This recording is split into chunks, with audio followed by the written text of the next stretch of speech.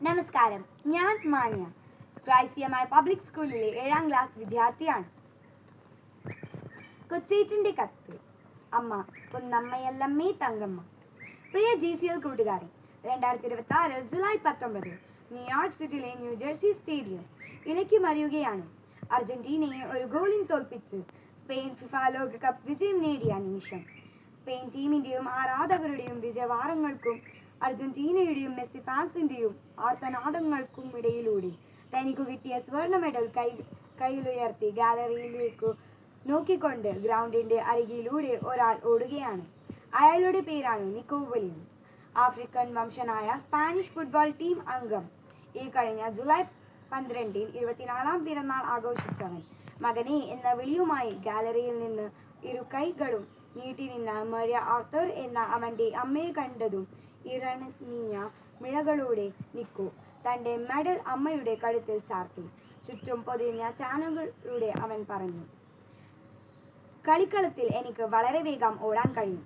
എന്നാൽ എനിക്ക് എൻ്റെ അമ്മയോളം വേഗത്തിൽ ഓടാനാവില്ല. കാരണം ജന്മനാടായ ആഫ്രിക്കയിലെ ഘനയിൽ നിന്ന് രക്ഷപ്പെട്ട് സഹാറ മരുഭൂമി താണ്ടിയാണ് അമ്മയും അച്ഛനും സ്പെയിനിലെത്തിയത്. അതിനാൽ എൻ്റെ അമ്മയ്ക്കാണ് ഈ മെഡലിന് എന്നെക്കാളും അർഹത. പ്രിയ കൂട്ടുകാരെ, ലോകം ഓർത്തിരിച്ചു നിന്ന അനുപമ നിമിഷമാണിത്. നിക്കോ പറഞ്ഞത് സത്യമാണ്.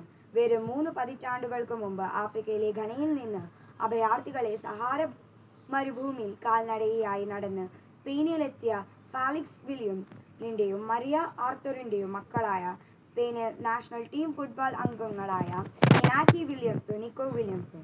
നിക്കോയുടെ കഥ കേട്ടപ്പോൾ ഘനയിൽ നിന്ന് സഹാറ മരുഭൂമിയിൽ സ്പെയിനിലെത്താനുള്ള ദൂരം ഗൂഗിൾ മാപ്പിലൂടെ കണ്ടെത്താൻ ശ്രമിച്ചു നോക്കി. 500-700 മുതൽ 1000 കിലോമീറ്റർ ദൂരമാണ് ആ മാതാപിതാക്കൾ നടന്നത്. കാൽനടയിൽ നടന്നാൽ ഏകദേശം 130 മുതൽ 150 ദിവസങ്ങൾ നിർത്താതെ നടക്കണം. ഈ ദൂരം പൂർത്തിയാക്കാൻ ഒരു പക്ഷേ അവർ ഘനയിൽ നിന്ന് അൾജീരിയയിലൂടെ സഹാറ കടന്ന് ഒറാനിൽ നിന്ന് കപ്പൽ കയറി അൽക്കാൻ്റെ തീരല്ലെങ്കിൽ വെസ്റ്റ് സഹാറ വഴി നടന്ന് മൊറോക്കോ കടന്ന് ജിബ്രോൾട്ടർ കടലിലൂടെ സ്പെയിനിലെത്തിയിട്ടുണ്ടാകും. നിങ്ങളുടെ മാതാപിതാക്കൾ നടന്നത് തീരത്ത് ഇന്നില്ലെങ്കിലും എത്ര പേർക്കറിയാം? എൻ്റെ മാതാപിതാക്കളും നിങ്ങളുടെ മാതാപിതാക്കളും ജീവിതത്തിൽ നിരവധി സഹാറ മരുഭൂമിയേത്രക്കാൾ നടന്നിട്ടുള്ളവരാണ്. തീർച്ച, ആഫ്രിക്കയിലെ സഹാറ മരുഭൂമിയിൽ പലപ്പോഴും 60 ഡിഗ്രിയുടെയാണ് ചൂട്.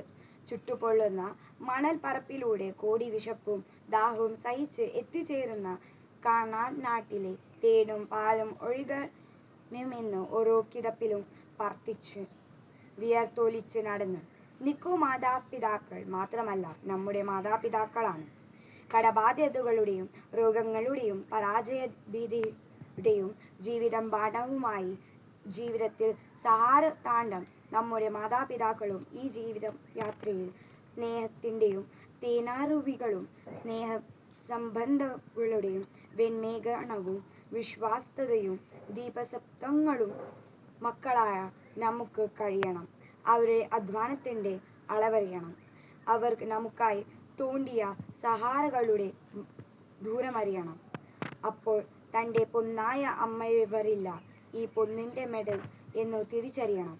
നിക്കോയെപ്പോൾ നമ്മുടെ കഠിനമായ അധ്വാനത്തിൻ്റെ സ്ഥിരപരിശ്രമത്തിൽ വീർപ്പുതുള്ളികൾ പതിച്ച ജീവിതമാക്കി മെഡലുയർത്തി നമുക്ക് പറയാൻ കഴിയും, അമ്മ പൊന്നമ്മയല്ലമ്മേ തങ്കമ്മ. തനിത്തം കൊണ്ട് തൻ്റെ ഹൃദയം സ്പർശിച്ച് എൻ്റെ തങ്കമ്മ.